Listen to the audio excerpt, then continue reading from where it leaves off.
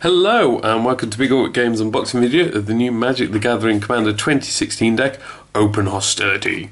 My name is Simon, I'll be doing the unboxing today.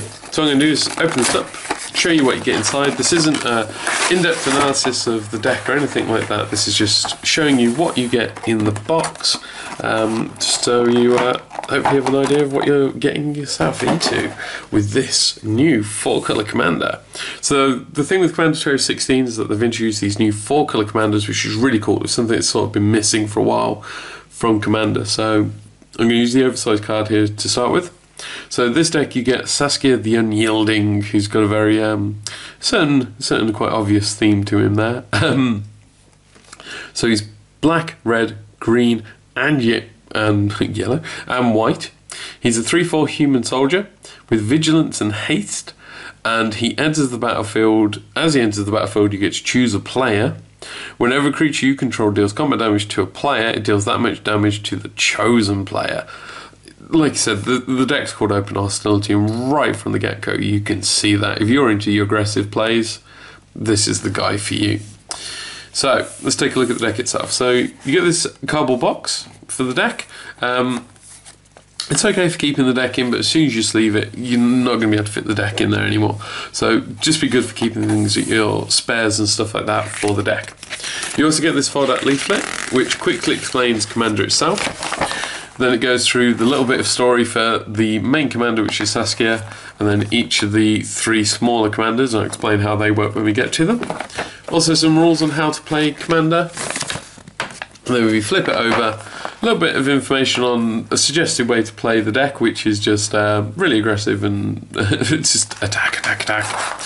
Then we have the deck list as well, and this is useful because if you ever decide to tinker or edit the deck in any way, you can completely rebuild it back to where it started. So this is very useful to keep a hold of and to make sure you keep it somewhere safe, just in case you ever do want to revert your deck back to what it started as. So let's take a look at the actual cards you get in there. So I'll just take this out, put this one side, get this out of its plastic prison. Let's open this up. Sorry for the cough, I'm still sort of recovering from a cold at the moment. It is the season for colds after all.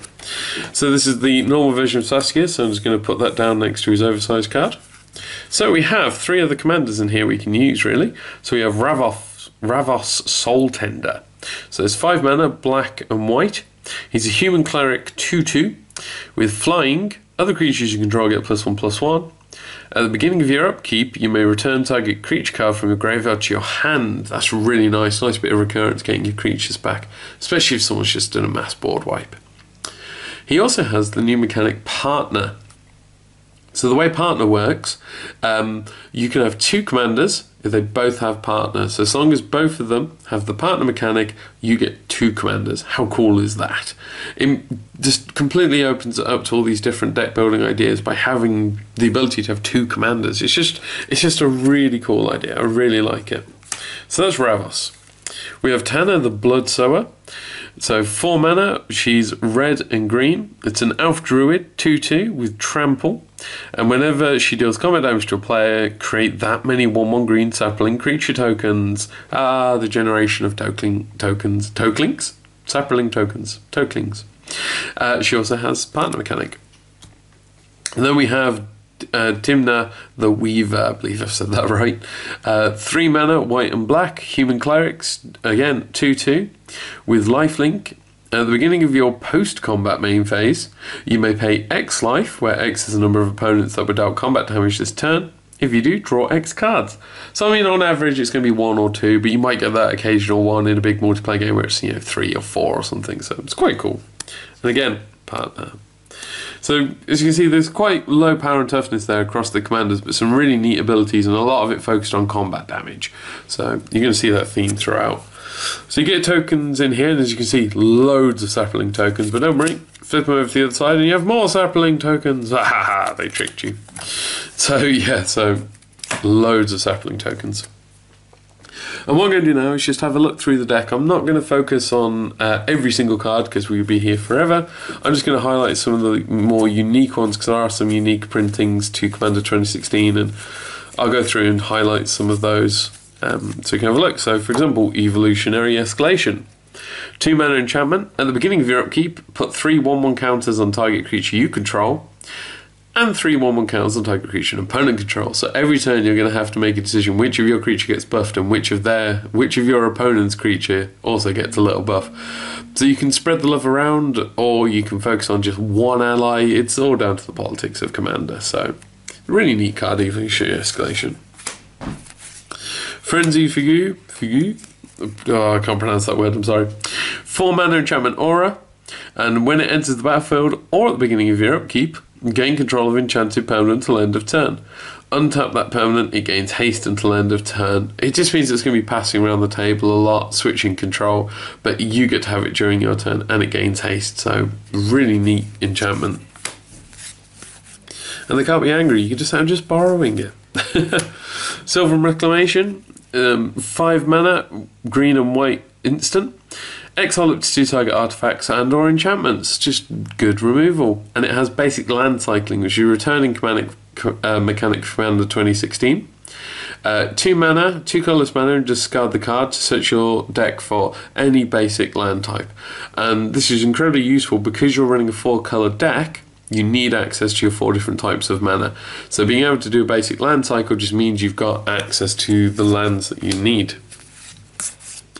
So let's keep having a look through and see what else we got. Primeval Protector, 10 colourless mana and 1 green mana, so 11 in total.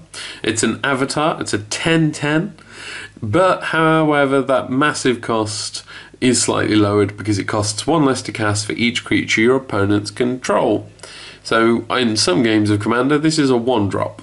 And when it enters the battlefield, put a 1/1 counter on each other creature you control. So it's just great. And that's a when enters, so you can flick this thing in and out. It's a really cool card from Evil Protector. Conqueror's Flail as well. So it's a 2 mana artifact equipment. A creature gets +1/+1 for each colour among permanents you control. So in this deck, potentially 4, so +4/+4. And as long as it's attached to a creature, your opponent can't cast spells during your turn. And it only costs 2 to equip. It really shuts down like control decks. I love it. We have Divergent Transformations, so 6 mana, 6 colourless, and a red, so 7. For an instant, quite expensive, but it has the new Undaunted mechanic. So it costs 1 less to cast for each opponent, so really good early game when there's lots of opponents in a match, potentially, -4 or 5 off that cost. Exile 2 target creatures. For each of those creatures, its controller reveals cards from the top of their library until they reveal a creature card, puts their card onto the battlefield, and shuffles the rest into their library. So that's quite cool. So you can do it on an opponent, but they are getting something back, or do it on yourself and hope for something better. So, Erois makes a reprint here from Theros. Alicia from Khans of Tarkir. Dauntless Escort's cool, old school. Thel Knight. Thel Knight's just an old one, it's just a reprint, but it's just useful to highlight because it's 4 mana, Elf Shaman, it's only a 1/1, but sapling creatures get +1/+1, and you've seen how many tokens you get in here. There's so many ways to generate them. Also, if you play it as a morph creature, when you morph it up, you put 4 saplings into play as well, so it's just a really good card to have in the deck. So let's keep going, keep having a look for something. Everlasting, Breath of Fury, Artifact Mutation.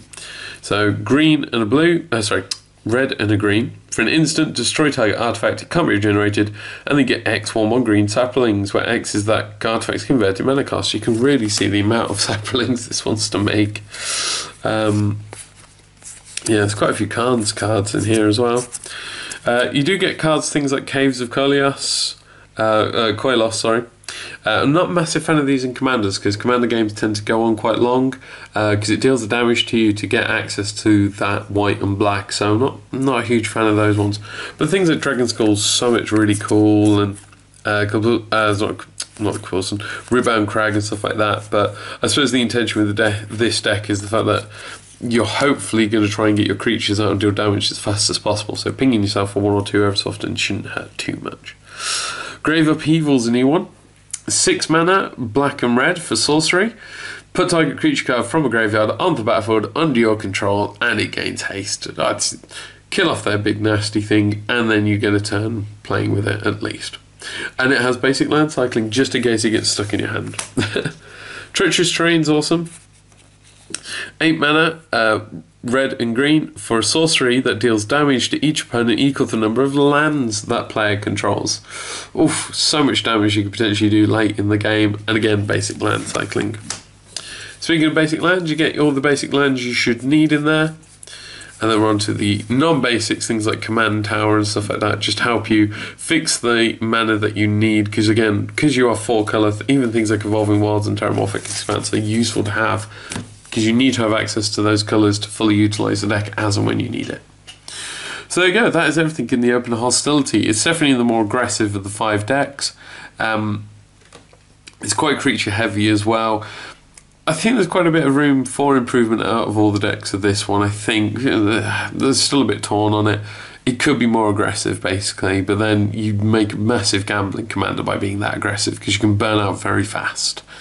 And with no backup or anything, you know, it could be quite bad. Plus, you can make a lot of enemies by swinging around and doing all that damage early on. So, yeah, there we go. There's everything in the Open Hostility deck. So, remember, all the cards you've seen here today can be bought and sold on a website as individual cards on bigorbitcards.co.uk. Remember to like and subscribe. If you have any questions, feel free to leave them in the comments below.